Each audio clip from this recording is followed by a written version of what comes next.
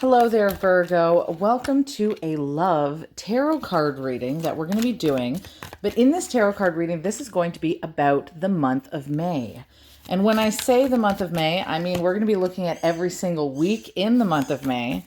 And I figured we'd do this because I've already done your April video. So we'll look at a card for the 1st of May up to the 7th, then the 7th of May onwards to the 15th of the month, the 15th of the month onwards to the 21st of the month of May, and then the 21st of May onwards to the end of the month.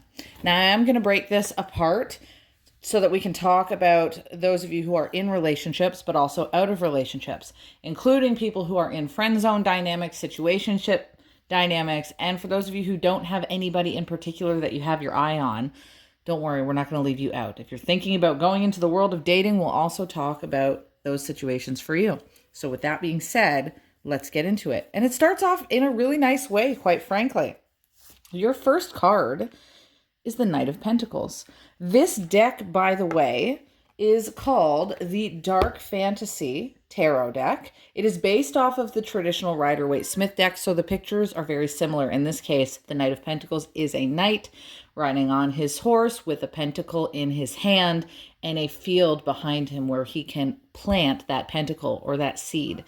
A really nice thing to start off with, because the Knight of Pentacles ultimately means that whatever you're dealing with in love, it's going to spark the seed of foundational stability for the long term.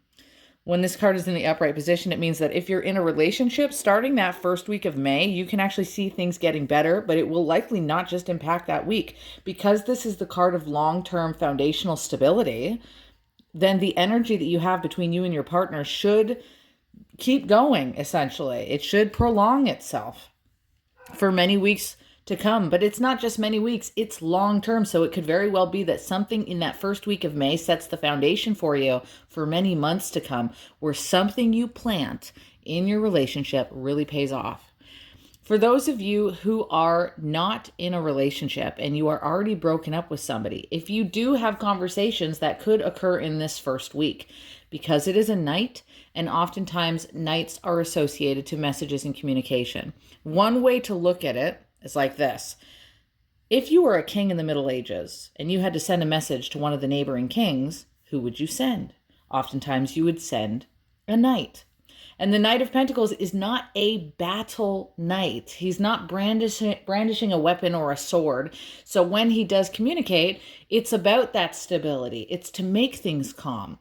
It's to make things fruitful. So if you do have conversations with an ex or somebody that you had recently broken up with, those conversations could actually lay a good foundational stability for any kind of rekindling that could occur later on down the road, or any opportunities that might come down the road from your conversations with this person. For those of you, by the way, Virgos, it's amazing, right? It really is a good card to get. And a lot of your other cards are pretty darn good too. But for friendships, friend zones, situationships, if you're not aiming to get into a relationship with this person, I don't know, something might be built in that first week. I'll be quite frank. It's like planting a particular seed.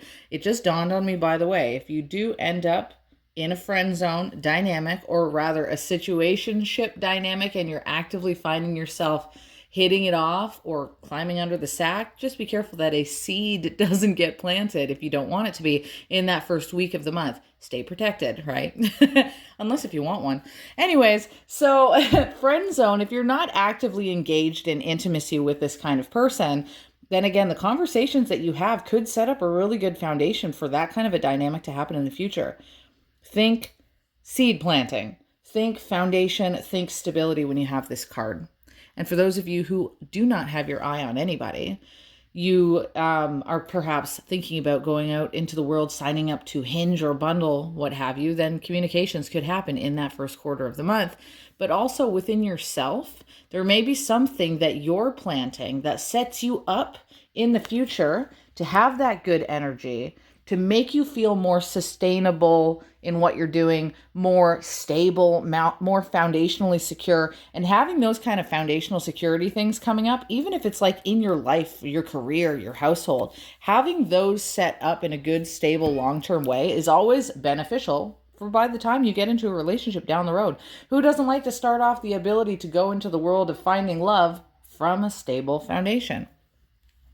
Your next card, once we get after the 7th of the month, we are dealing with another good card. Virgos, come on now. 7 of Pentacles traditionally is the card of the money tree, which you can see why I would say that this is a really good card.